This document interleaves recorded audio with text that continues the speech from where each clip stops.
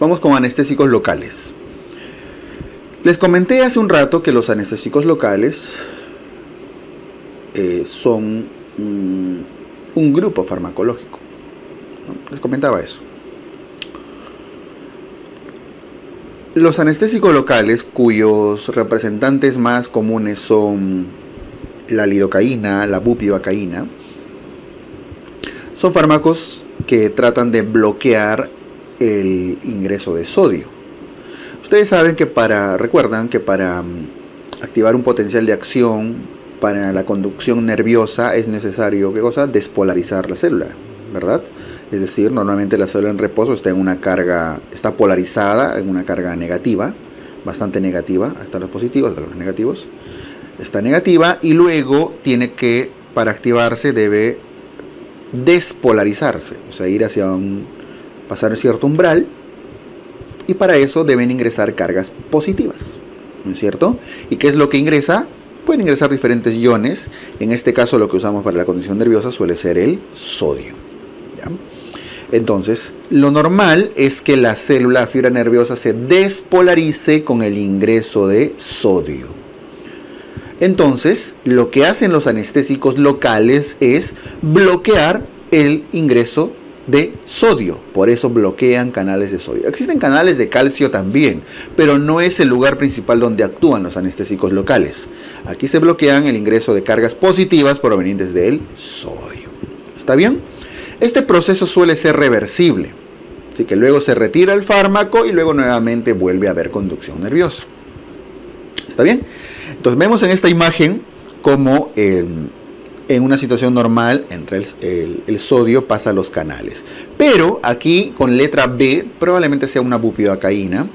La bupivacaína normalmente está hidrolizada en el exterior, pero para atravesar la membrana fosfolipídica, ustedes saben que es lipídica, entonces debe quitarse quitarse un hidrogenión para deshidrolizarse, ¿verdad? Entonces atraviesa la membrana en su forma no hidrolizada. Y una vez que atraviesa la membrana, otra vez vuelve a hidrolizarse. Quiere decir que su forma activa, la forma activa de los fármacos locales, de los anestésicos locales, es cuando está hidrolizada. Se quitó su hidrógeno nada más un rato para atravesar la membrana, ¿no? La barrera, la membranita. Entonces, una vez que está hidrolizada, desde adentro de la membrana, bloquea el canal, bloquea los receptores de anestésicos locales y el sodio ya no puede entrar. Y de esta manera está bloqueando la despolarización. ¿Ok? Otra opción es que la hiperpolarice. Puede hiperpolarizar haciendo que la despolarización sea más difícil. Otra posibilidad incluso es que eleve el umbral de despolarización. O sea, se despolariza la célula, la fibra, pero no alcanza al umbral, así que no va a transmitir la conducción nerviosa. ¿Está bien? Listo. Entonces, por todos lados, creo que se entiende que el objetivo es que no entre sodio. Bueno, es lo que deben recordar, ¿no? Y de esa manera no se transmite el dolor.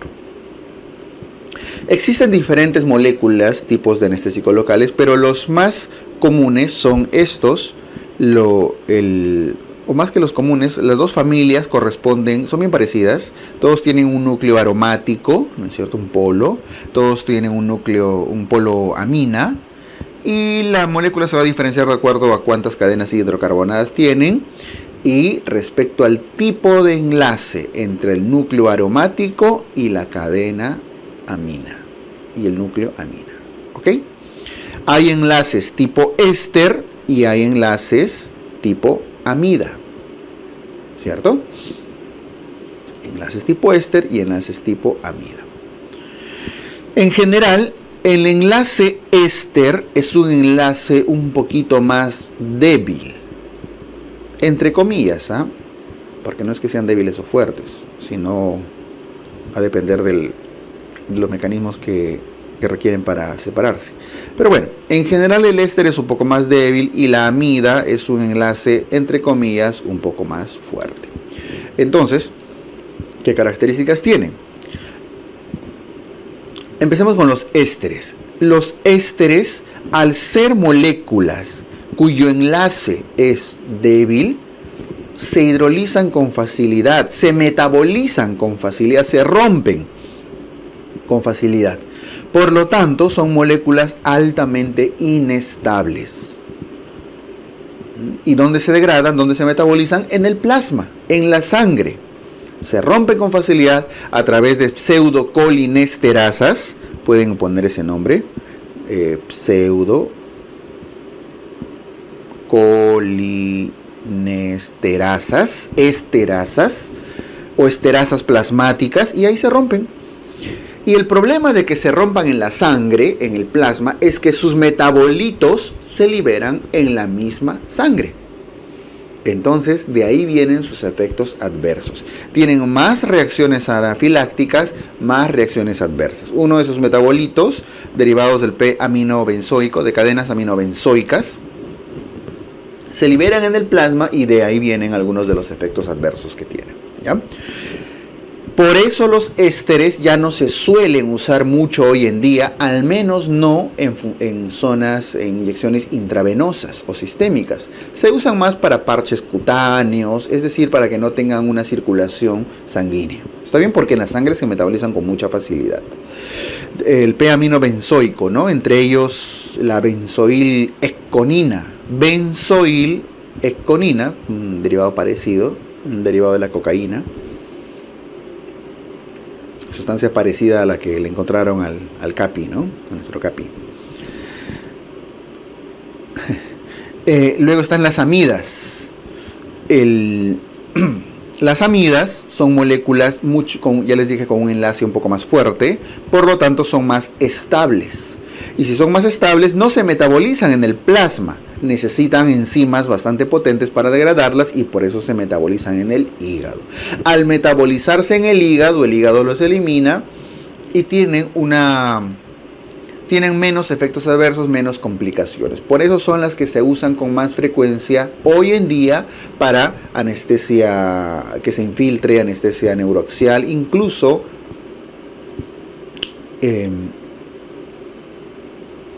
permite que se absorba. ¿Está bien? Listo. Entonces, ésteres inestables, metabolismo plasmático en la sangre, amidas estables, metabolismo hepático. Son las que se usan más hoy en día. Los anestésicos locales siguen una secuencia de pasos para generar su mecanismo de acción. Y vean que los efectos van a depender del tipo de fibra nerviosa que están bloqueando.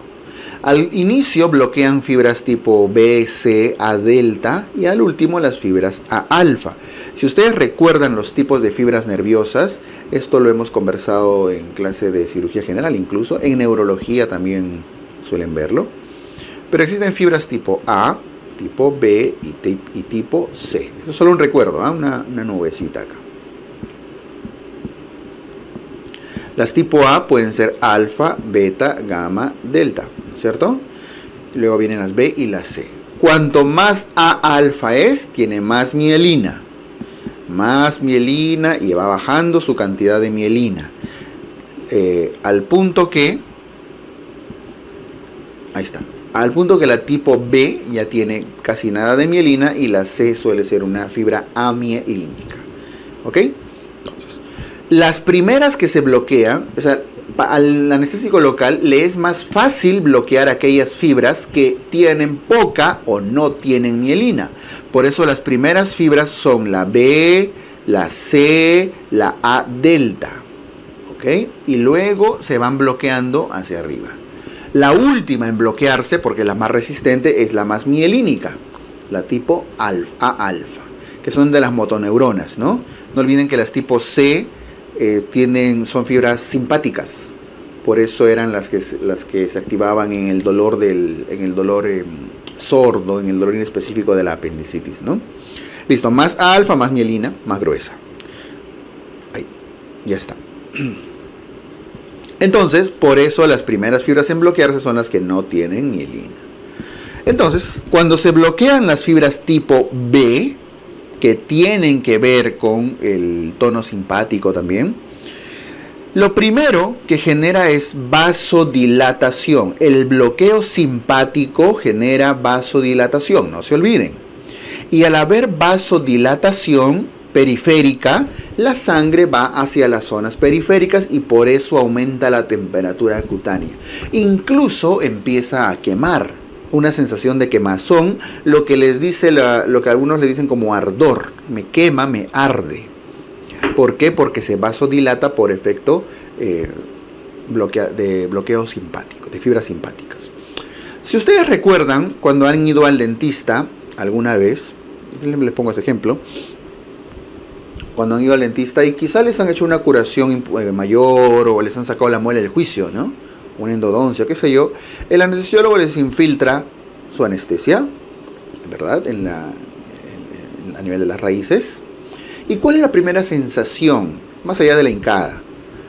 Si recuerdan, la primera sensación es una sensación de quemazón en la zona de la encía. No es dolor en sí, quema, arde. Y es lo mismo que le dicen sus pacientes cuando ustedes les infiltran anestesia para una sutura o para sacarles una uña encarnada, qué sé yo.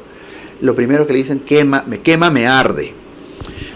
Luego se bloquean fibras tipo C y A delta. Recuerdan, las A delta ya son fibras de sensibilidad. Entonces después baja la sensación de temperatura, de quemazón, y bloquea el dolor. Minutos después, a los 5 minutos más o menos, ya no sienten dolor, porque se bloquean las A delta, y las A delta eran sensibilidad somática, ¿verdad? Luego se bloquean las A gamma y ya no sienten el tono muscular. Sienten que ya no pueden movilizar de repente bien no tienen una buena sensación de su tono a nivel de las mejillas o del alrededor de las encías, si es que se ha infiltrado mucho, ¿no? Luego vienen las A beta, el bloqueo de las A beta, y ya no sienten tacto y presión. Incluso el dentista agarra su alicate, ¿no? Está traccionando con fuerza y ya no sienten. No solo ya no sienten dolor, sino ya ni siquiera se dan cuenta que está jalando, ¿verdad? Ese es otro tipo de sensación.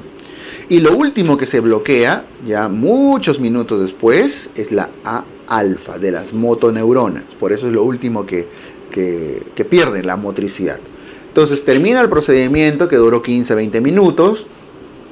Les da sus recomendaciones, su dentista, se van a casa, ya pasó una hora, llegan a casa y llegan a casa y hola mamá, ¿no? Hola mamá, no pueden hablar.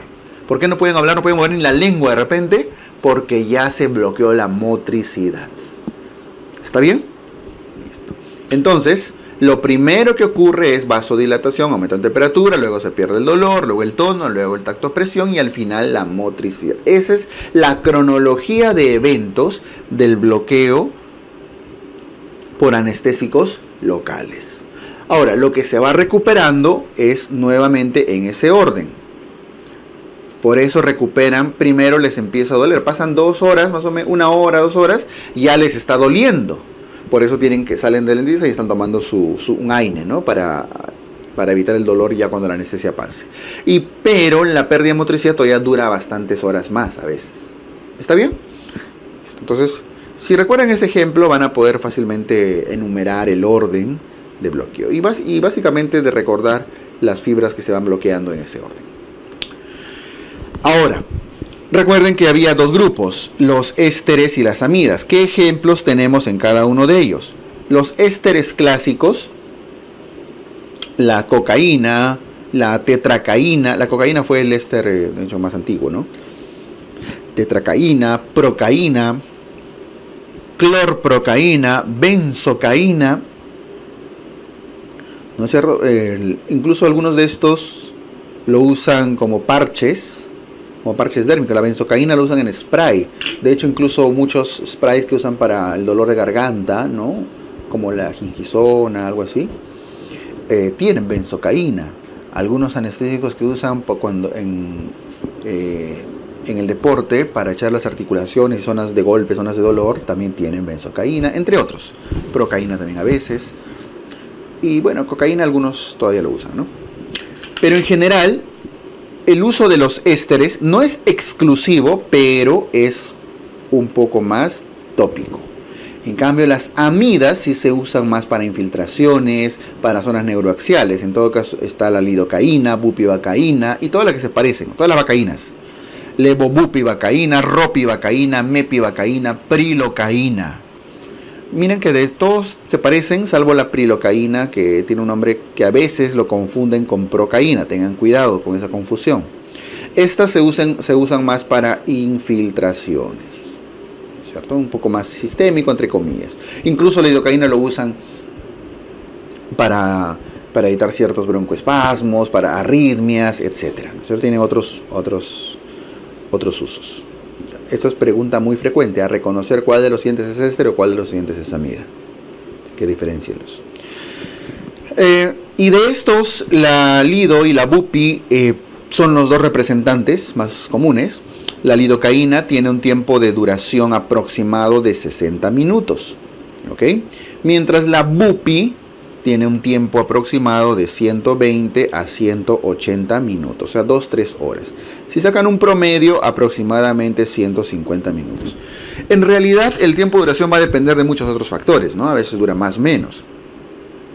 Pero está claro que la lidocaína tiene un tiempo de duración mucho más corto. Por eso es porque para las cirugías un poco largas, cirugías mayores, suelen usar bupivacaína por su mayor tiempo de duración. Las dosis, más que las dosis, las concentraciones, ya, las concentraciones a las que se usan, va a depender de dónde lo van a usar. Aquí tengan cuidado. Miren, ¿qué dice en lidocaína? Si lo van a usar en piel, al 1%, o sea, en infiltración cutánea me refiero. Pero si lo van a usar en zona neuroaxial, al 2%. Quiere decir para anestesia epidural, intradural, etc. ¿Por qué? ¿Por qué al 2% en zona neuroaxial? Porque en zona neuroaxial ustedes necesitaban, ¿recuerdan? Isodensos, isobáricos. ¿Y cuál es el lidocaína isodensa? Al 2%. Quiere decir que si ustedes quieren infiltrar en zonas cutáneas, en zonas periféricas, lidocaína, ese frasco al 2%, que usualmente es el que recetan y el que venden en la farmacia, lo diluyen. Lo tienen que diluir al 1%. Con agüita destilada, con clorurito, etc. Pero lo diluyen al 1%, a la mitad. No necesitan usar al 2% en zonas periféricas, puede ser muy irritante. ¿Ya? No sé si han visto los dentistas, volviendo al ejemplo de los dentistas, usan sus cartuchos de lidocaína y alguna vez mírenlo, dice al 1% y ya viene preparado. Cuando suturen, por favor, diluyan al 50%. Va a ser menos incómodo para el paciente, van a tener mejores resultados probablemente. Y la bupivacaína, el común que venden es al 0.5. También es ideal reducirlo a la mitad para infiltrar. O sea, diluirlo, ¿no? Al 0.25%. El 0.5 neuroaxial era porque es isodenso con el líquido cefalorraquídeo también. Ahora, si bien son los más usados, los más conocidos, tampoco están libres de complicaciones. La bupivacaína es altamente cardiotóxico, sobre todo cuando se usa a concentraciones o dosis muy altas. Cardiotoxicidad. Es muy cardiotóxico. Es el más cardiotóxico de todos estos. Y una de las principales, genera bradicardias severas. Puede llevar a bradicardias severas y eso puede generar o complicar arritmias cardíacas. O sea, el paciente que ya viene con arritmia o con antecedente de bradicardias, hay que, si no evitar, por lo menos controlar el uso de bupivacaína. Mientras la lidocaína suele ser principalmente neurotóxica. La neurotóxica. Ahora, la neurotoxicidad y en general la toxicidad por anestésicos locales en general tiene 3 etapas. Eso sí sería bueno que lo sepan. Etapas de la toxicidad. Toxicidad.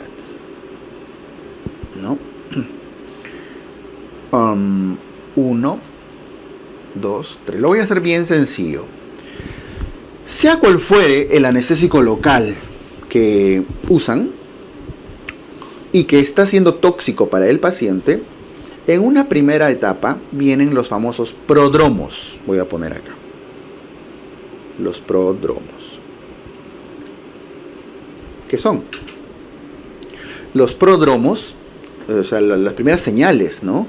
El paciente empieza a perder sensaciones de sentidos, empieza a perder olor, sabor y empieza a escuchar soniditos y ve lucecitas. Entonces, suele haber escotomas, ¿no?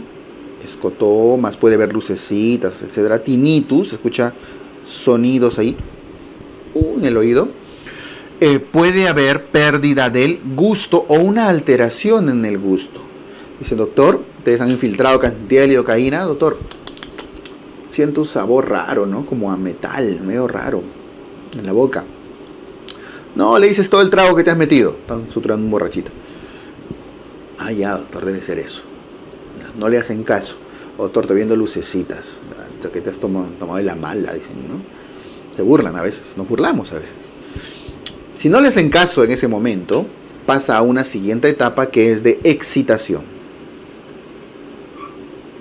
Con C, ¿no? De excitación, en el cual el paciente empieza a tener fasciculaciones, agitación, se empieza a agitar, a aumentar su frecuencia respiratoria, a tener como taquicardia, fascicular los músculos, incluso hasta podría convulsionar, pero todo se activa. Ya, y de ahí, si avanza, viene una fase de depresión, en el cual hay sobre todo depresión cardíaca o depresión respiratoria. ¿Ya? Entonces ahí está el problema. La idea es reconocerlo en el momento de toxicidad. ¿Está bien? Listo.